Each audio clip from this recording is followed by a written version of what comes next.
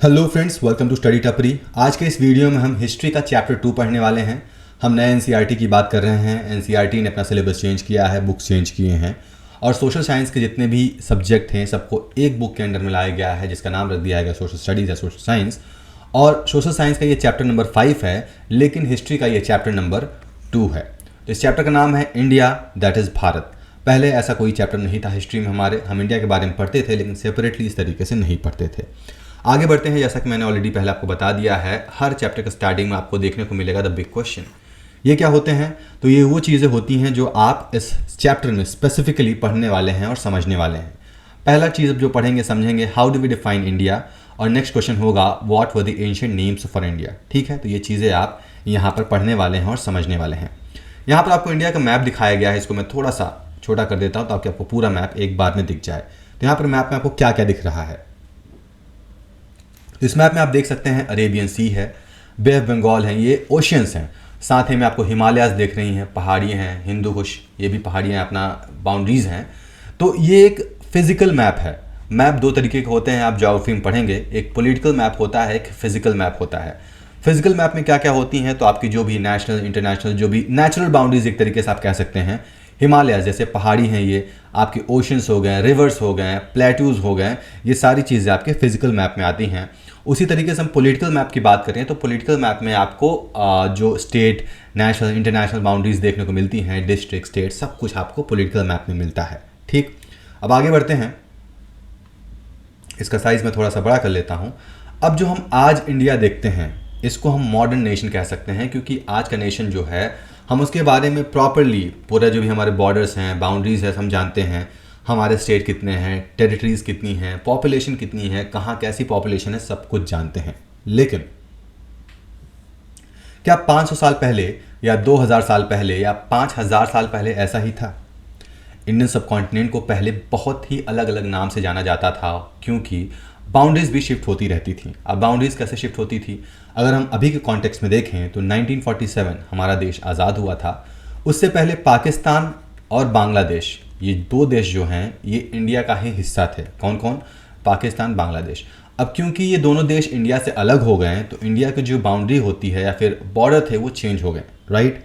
तो जिसके वजह से बाउंड्रीज या फिर बॉर्डर शिफ्ट हुए। इसी तरीके से पहले भी बहुत वॉर हुआ करते थे, युद्ध हुआ करते थे। तो जो हमारे देश की बाउंड्रीज़ हैं, दूसरे देश की बाउंड्रीज़ हैं, वो लगातार, मतलब लगातार ऐसा नहीं हर अगले दिन, लेकिन हाँ कुछ कुछ समय के बाद चेंज होती रहती थी। अब हम इंडिया के पास के बारे में जानते हैं, उसके अलग अलग सोर्सेज होते हैं। अब हमें हिस्ट्री में जानने के लिए क्या क्या सोर्सेज होते हैं, हमने लास्ट चैप्टर में पढ़ा था। एक इमेज मैंने आपको बताया था, इसको याद कर लीजिएगा। ये चैप्टर है, चैप्टर 4 का आपको इमेज देखने को मिलेगा। यहाँ पर सोर्सेज ऑफ हिस्ट्री बताई गई हैं, literary, oral, archaeological, artistic, foreign account. तो इन्हीं सोर्सेज के हेल्प से हम इस हिस्ट्री के बारे में भी जानते हैं, इंडिया के हिस्ट्री के बारे में जानते हैं। इन्हीं में से कुछ सोर्सेज यूज़ होते हैं। यहाँ पर आपको टास्क दिया गया है, थिंक अबाउट इट। एक टास्क पहले भी मैं बता चुका हूँ। यहाँ पर आपसे पूछा गया है कि इंडियन सब कॉन्टिनेंट का मैप देखिए और उसमें नेचुरल बाउंड्रीज जो हैं वो कौन सी हैं आप बताइए। ठीक, तो यहाँ पर हम मैप में फिर चलते हैं। आप देखकर खुद ही बता सकते हैं नेचुरल बाउंड्रीज मतलब क्या है। अगर हमारा पूरा देश है ये, तो बाउंड्री क्या क्या है? तो हम इधर देख सकते हैं, एक अरेबियन सी है, एक बे ऑफ बंगाल है, तो ओशन हमारी बाउंड्री हो गई। नॉर्थ में देखेंगे तो हिमालयाज पूरा एक रेंज है, पहाड़ी का यहाँ पर रेंज है, ये बाउंड्री हो गई। और इधर हमारे जो बाउंड्री हैं ये पाकिस्तान और अफगानिस्तान जो कंट्रीज है, बाउंड्रीज हैं। ये डिटेल में हम यहाँ पर नहीं पढ़ेंगे, ज्योग्राफी में पढ़ेंगे। तो यहाँ पर इसके लिए आप परेशान मत होइए। यहाँ पर मैं आपको सिर्फ एक आइडिया दे रहा हूँ जो पूछा गया है। ठीक है, आगे बढ़ते हैं। अब हिस्ट्री में लगातार जैसे जैसे हम आगे बढ़ते गए तो इंडिया का नाम, जो भी इंडिया में रहते थे और जो बाहर से लोग आए थे, उन दोनों ने कुछ ना कुछ कैसे ना कैसे करके नाम बदलते गए, या नाम अलग अलग हिसाब से लोग इंडिया का लेते रहे। जैसा कॉन्टेक्स्ट, जैसा समय, उस हिसाब से इंडिया का नाम चेंज होता रहा है। अब इंडिया का नाम कैसे इंडिया पड़ा? हालांकि इंडिया के एंशिएंट टेक्स्ट में 4 वेद है, ऋग्वेद, अथर्ववेद, सामवेद और यजुर्वेद। यहाँ पर ऋग्वेद के बारे में थोड़ा सा बताया गया। चैप्टर 7 में हम सब ऋग्वेदों के बारे में थोड़ा थोड़ा जानने की कोशिश करेंगे। तो ये हज़ारों साल पहले लिखा गया था और यहाँ पर बताया गया है कि नॉर्थ वेस्ट रीजन में जो भी सप्त कॉन्टिनेंट है, ये नॉर्थ वेस्ट रीजन कौन सा हो गया? आप डायरेक्शन आप मैं बता चुका हूँ, पहले भी नहीं बताया तो फिर से आप देख लीजिए। अगर हम डायरेक्शन की बात करें तो ये नॉर्थ हो जाता है, ये साउथ हो जाता है, ये ईस्ट हो जाता है और ये वेस्ट हो जाता है। और बीच का जो डायरेक्शन होगा उसे हम कह देंगे नॉर्थ वेस्ट। ठीक है, तो नॉर्थ वेस्ट के डायरेक्शन में जो नदियाँ थी, 7 नदियाँ बहती थी और उसी से नाम पड़ा सप्त सिंधव। सप्त मतलब 7 हो गया और सिंधव मतलब नदियां हो गई। अब सिंधव मतलब क्या हो गया, यहाँ पर एक इंडस रिवर आता था, यहाँ पर एक रिवर इंडस है। ये रिवर इंडस कैसे आता है, तो बहुत सारी नदियां मिलकर बनाती हैं, तो इसीलिए सप्त सिंधव नाम रख दिया गया। इसमें कौन कौन नदियां हैं, तो सरस्वती है, सतलज है, बियाज है, रवि है, चेनाब है, झेलम है, इंडस है। ये इंडस नदी देख रहे हैं ना, आगे चल के इंडस नदी ये पूरा यहाँ से बहता हुआ यहाँ तक चला आता है। तो इसी तरीके से सबसे पहले हमारा ये नाम पड़ा। जैसे जैसे हम समय में आगे बढ़ते गए तो बहुत सारे लिटरेचर भी आए। महाभारत, आपने महाभारत देखा ही होगा, लेकिन महाभारत एक टेक्स्ट है, ठीक है, माइथोलॉजिकल टेक्स्ट है। उसके बेसिस पे महाभारत, बहुत सारे टीवी सीरीज, मूवीज़ भी कुछ बन रही हैं, बनते रहते हैं। तो महाभारत में बहुत सारे इंडिया के जगहों का नाम मेंशन है, जैसे कि कश्मीर, आज को कश्मीर को कहते हैं, इसमें कश्मीरा मेंशन है। कुरुक्षेत्र का युद्ध, महाभारत का युद्ध कुरुक्षेत्र में हुआ था, तो हरियाणा के कुछ पार्ट को कहते हैं। उसमें वंग के बारे में बताया गया है, आज का बंगाल है। प्रज्ञज्योतिषा को बताया गया है, असम को कहते थे। कच्छ को कच्छ ही कहते हैं, केरला को केरला ही कहते हैं। तो ये महाभारत में मेंशन है। अब आपको फिर से एक टास्क दिया गया है कि आप फिगर 5.4 में जाके देखिए, जो भी मैप में नाम दिए गए हैं, क्या आप उनको जानते हैं, आपने कुछ नाम सुन रखे हैं। तो यहाँ पर नाम आपको दिए गए हैं। अब ये पुराने नाम हैं, अभी के जो इंडिया में स्टेट हैं, कुछ नाम तो मिलते हैं, बहुत कम ही मिलते हैं हालांकि, बाकी मैक्सिमम नाम पुराने। जैसे वंगा का नाम हमने बताया, ये बंगाल हो गया, पुंद्र हो गया, अंग हो गया, कुसाल हो गया, ये आपका दर्शाना हो गया, अवंती हो गया, मत्स्य हो गया, जनस्थाना हो गया, अस्माक हो गया, चोला, पांड्या, इन सब के बारे में। केरला तो आप जानते होंगे, अभी भी सेम नाम चल रहा है। माहिष्मती, आपने एक मूवी ज़रूर देखी होगी बाहुबली, उसमें माहिष्मती बताते हैं। सौराष्ट्र हो गया। तो नाम ये सारे लगभग बदले जा चुके हैं, लेकिन फिर भी आप इनको हिस्ट्री में पढ़ेंगे। जब आप हम महाजनपद के बारे में पढ़ेंगे तो महाजनपद में ये सारे रीजन के कुछ ना कुछ नाम ज़रूर आते हैं, हम आगे हिस्ट्री में ज़रूर पढ़ेंगे उसके बारे में, ठीक है। अब आगे जब हम पढ़ते रहें, एंटायर इंडियन सब कॉन्टिनेंट को महाभारत में, जैसा कि हम बताया, तो वहाँ पर महाभारत में भारतवर्ष भी कहा जाता था और जम्बू द्वीप भी कहा जाता था। भारतवर्ष मतलब क्या हो गया, तो भारतवर्ष जो पूरे एंटायर इंडियन सब कॉन्टिनेंट को भारतवर्ष कहा जाता था। और बाद में भारत नाम के बहुत सारे राजा भी हुए, और इन सब का मेंशन जो रहता है वो हमारे वेदों में, पुराणों में किया गया है। जो अगला टर्म है जम्बू द्वीप, जम्बू मतलब जामुन, तो जामुन का द्वीप मतलब जामुन के फल वाला जो द्वीप है, एक आइलैंड है, उससे उसी से पड़ गया जम्बू द्वीप। क्यों, क्योंकि इंडिया में बहुत सारे जामुन पैदा होता था, मालाबार प्लम ट्रीज होते थे। और इसका मेंशन आपको अशोका, इंडिया के एक बहुत बड़े सम्राट रहे हैं, इनका नाम अशोका है। अभी यहाँ पर हम डिटेल नहीं जानेंगे, अभी हम टाइमलाइन जान लेते हैं। सिर्फ 250 BCE, अब लास्ट वीडियो में हमने देखा था AD या फिर CE और BCE के बारे में हमने बात किया था। BCE मतलब बिफोर कॉमन एरा, मतलब जो आज का कैलेंडर है, अभी हम मान लीजिए 2025 चल रहा है, तो 2025 हम जब 0 चले जाएंगे या फिर 1 चले जाएंगे, 0 था ही लास्ट में अगर आपको याद होगा, तो 1 से और 250 साल पीछे जाएंगे, तब के समय में सम्राट अशोक थे। तो उनके इंस्क्रिप्शन में बहुत जगह पर जम्बू द्वीप का मेंशन है, ठीक है। अभी ऑलरेडी हम देख चुके हैं। अब जम्बू द्वीप में या फिर उस समय में जो जम्बू द्वीप था, उसमें बांग्लादेश, पाकिस्तान, अफगानिस्तान के कुछ पार्ट शामिल थे।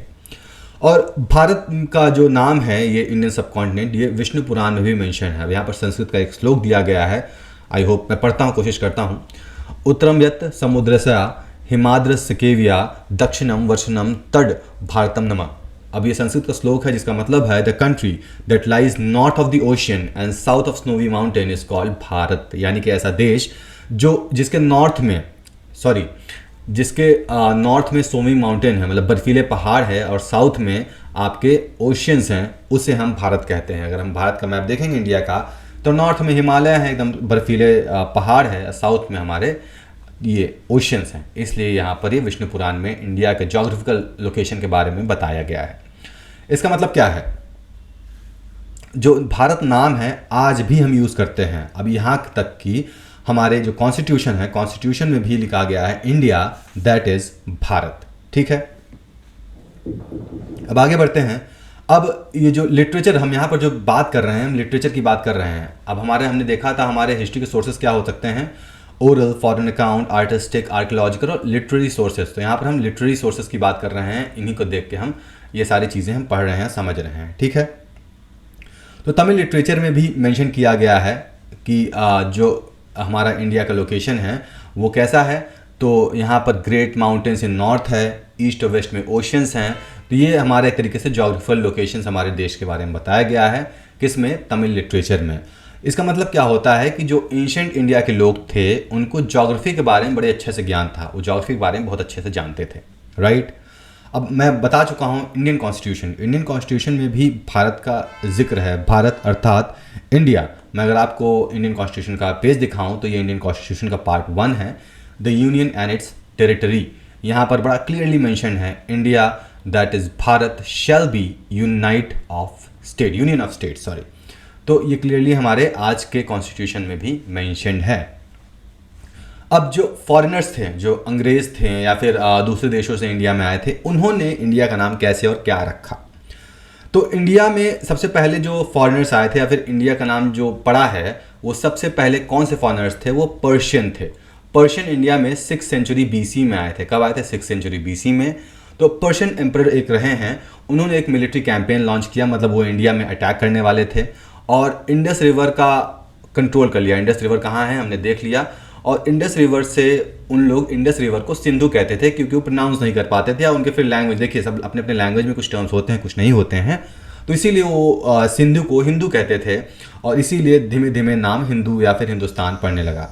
अब यहाँ पर जो हिंदू है या फिर हिंदू जो टर्म है, ये कोई रिलीजन से नहीं लिया गया। देखिए जैसे मैंने यहाँ पर रेड में मार्क कर लिया है, एंशिएंट पर्शियन हिंदू, ये एक जोग्राफिकल टर्म है, कोई रिलीजन टर्म नहीं है। तो यहाँ पर आपको कंफ्यूज नहीं होना कि रिलीजियस टर्म कोई नहीं था उनको। तो कैसे सिंधु से हिंदू पढ़ा, हिंदू से पढ़ा इंडिके या फिर इंडोई। अब ये इंडिके या इंडोई कहाँ से पड़ गया?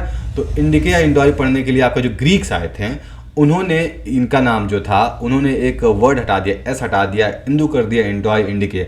अब अलग अलग लैंग्वेज में अलग अलग टर्म्स होते हैं, कुछ नहीं होते हैं, सो ड्रॉप करके अपने हिसाब से नाम रख लेते हैं। इवन चाइनीज़ भी इंडिया में आए थे और चाइनीज़ जो लोग थे उन्होंने इंडिया का नाम इंटू या फिर इंदू रख दिया, जैसे सिंधु, हिंदू, इंदू और येंदू। ठीक, ये कॉन्स्टिट्यूशन देख चुके हैं। अब एक बड़ा इंपॉर्टेंट सा चीज़ है जो आपको जानना चाहिए। पहले के बुक में जो चाइनीज़ ट्रैवलर्स थे, बड़े फेमस चाइनीज़ ट्रैवलर्स थे, जिनको हम ह्यूनिस त्सांग या हुजैन ट्रैंग, अलग अलग नाम लोग बताते थे, स्पेलिंग भी पहले अलग था। अभी ये स्पेलिंग आप जोंगशैंग, तो कौन है? शोंगशैंग। चाइना, अभी थोड़ा कन्फ्यूजन लग रहा होगा, शोंगशैंग इसको पढ़ेंगे हम, जो स्पेलिंग आपको यहाँ दिख रहा है शोंगशैंग, इसको आप याद रख लीजिएगा।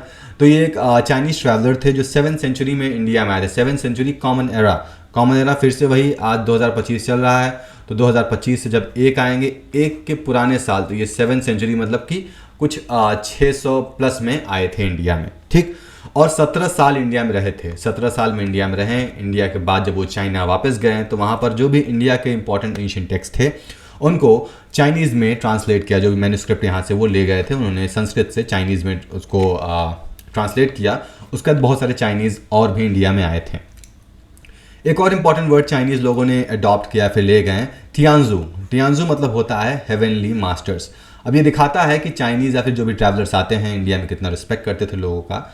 अब हिंदुस्तान एक बहुत ही कॉमन टर्म है जो फेमिलियर है, आप सब जानते होंगे, और ये 1800 में पर्शियन के द्वारा दिया गया था, उनके इंस्क्रिप्शन वगैरह में लिखा गया था। और उसके बाद से जो भी इंडिया में आए, सब लोग आए हिंदुस्तान ही कहते थे, इंडिया को हिंदुस्तान नाम से जाने लगा। अब आगे हम देखेंगे, यहाँ पर एक टास्क आपके लिए दिया गया है, can you complete this table the names, many names of India. Persian India क्या कहते थे, ग्रीक इंडिया क्या कहते थे, लैटिन इंडिया क्या कहते थे, चाइनीज़ क्या कहते थे, अरेबिक एंड पर्शियन क्या कहते थे, इंग्लिश तो इंडिया ही कहते थे, फ्रेंच इंडिया कहते थे। अब ये आपको जो इसका आंसर है आपको मिल जाएगा, जब आप उसको सही से समझेंगे, सही से पढ़ेंगे तो आपको आंसर सारा मिल जाएगा।